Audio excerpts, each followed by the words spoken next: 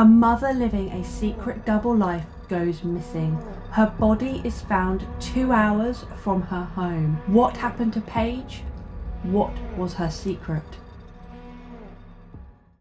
Paige Birgfeld was born in 1973 in Atlanta, Georgia. Aged 22, she married her high school sweetheart, Howard. This whirlwind romance ended after just 2 years of marriage. Paige wanted children and Howard did not. The relationship ended mutually and they went their separate ways. 1 year later, Paige married Rob Dixon. He was essentially a trust fund child. His family was so wealthy that Rob never really had to work. He invested a lot of his wealth, but he also spent a lot of money. They lived in a $1 million home, had very expensive cars. When him and Paige were dating, he bought her a $12,000 necklace. When they got engaged, he gave her an $85,000 engagement ring. They had 3 children together and life was perfect for a long time, but Rob made some bad investment choices and his demeanor changed.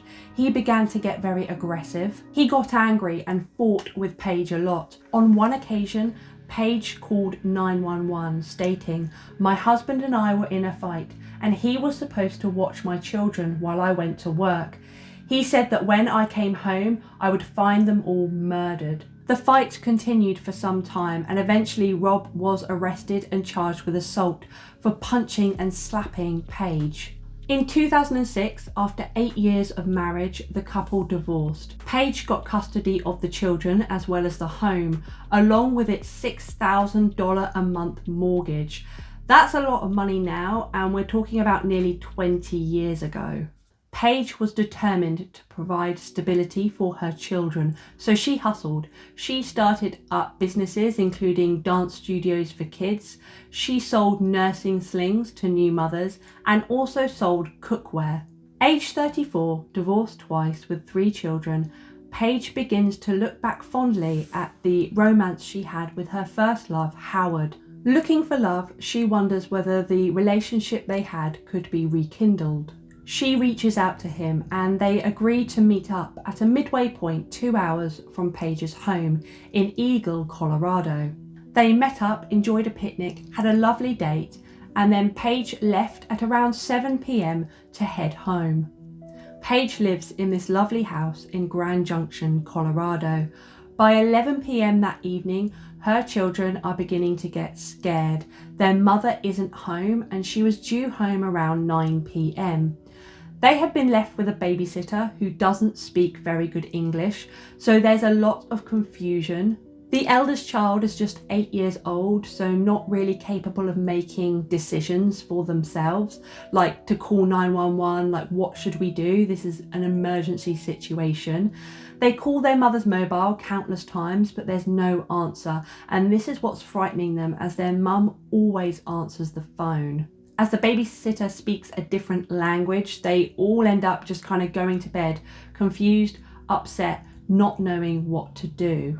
The next day rolls around and all the children are really worried. Eventually, the eldest decides to call Howard, Paige's childhood sweetheart, who she was meeting up with.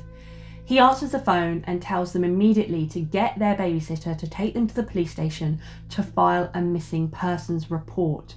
Howard also calls the police immediately and he states that the last time he spoke to Paige was around 9 p.m. She was back in Grand Junction. She said to him that she needed to meet up with a few people before heading home. Howard was adamant that Paige definitely was meeting up with someone. She had gotten back to her hometown, but she was definitely going to see someone before heading back to her children. As always, the police look into the person who had last seen Paige, which was Howard.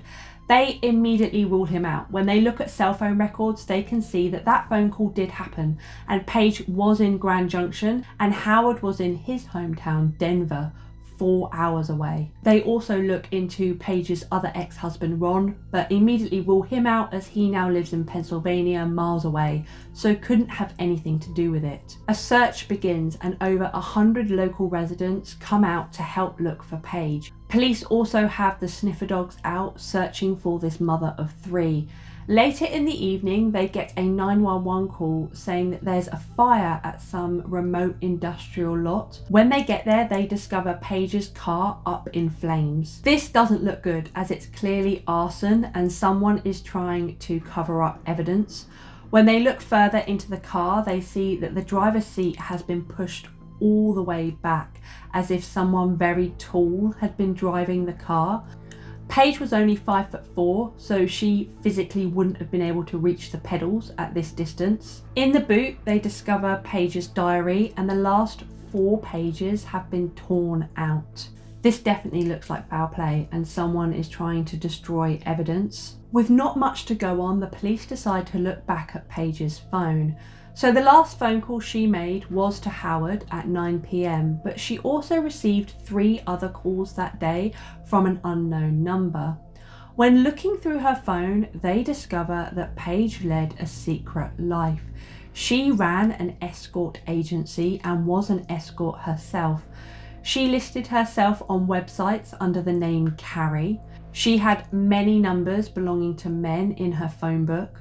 It would seem as though Paige had turned to sex work in order to afford the large bills that came with such a property. When this came out in the local community, people were shocked. Paige was a sweet, loving mother, very kind, very caring, sold nursing slings to new mothers and cookware. People couldn't believe it. Police looked further at those 3 phone calls made that day and found that it was made from a track phone, which is basically a prepaid disposable mobile. And although these phones are anonymous, they can work out when and where it was brought.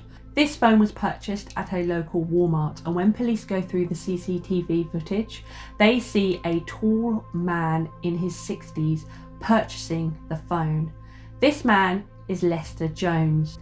Lester Jones works in a repair shop just 500 yards from where Paige's car was found. 65-year-old Lester had a history. In 1999, he was convicted of sexual assault and kidnapping his ex-wife.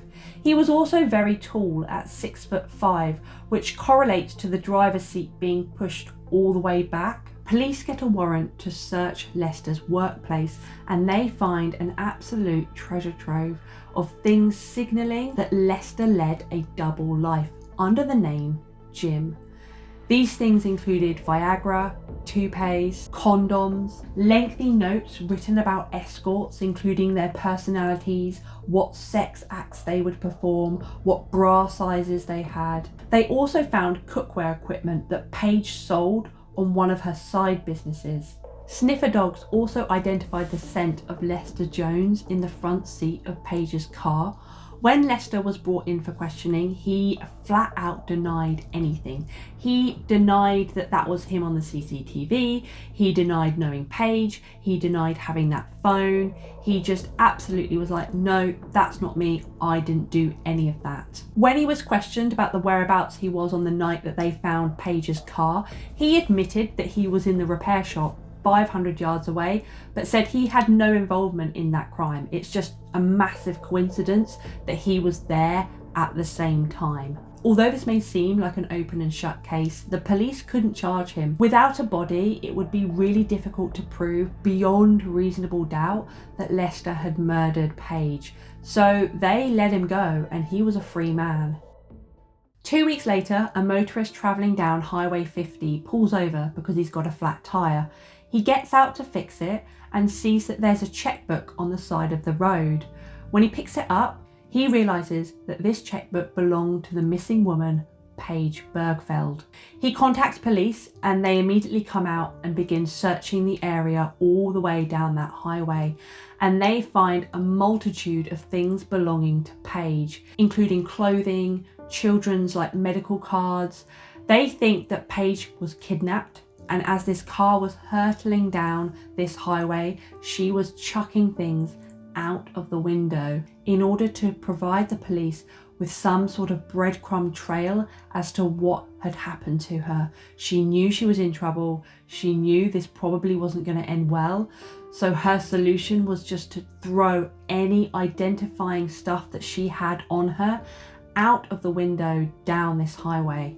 With just her personal items though, this case went cold. 5 years later, in 2012, 40 miles south of Grand Junction along a river, hikers discover a human skull, and this skull had duct tape over its jawline and around the back of its head.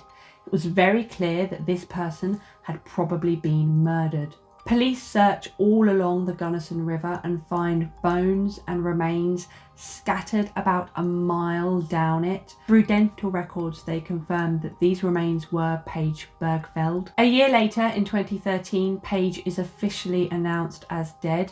1 year after that, in November 2014, Lester Jones is arrested for the murder of Paige Birgfeld. 2 years later, a trial begins in 2016 and it ended with a mistrial. 9 jurors believe Lester was guilty, but 3 believe that there was reasonable doubt. There was a theory that some jurors believed that because Paige was a sex worker. In their opinion, she knowingly put herself in danger and therefore didn't deserve justice. She wasn't innocent. I think the less we say about that, the better. In 2016, this attitude still exists. And I think it probably does still exist today.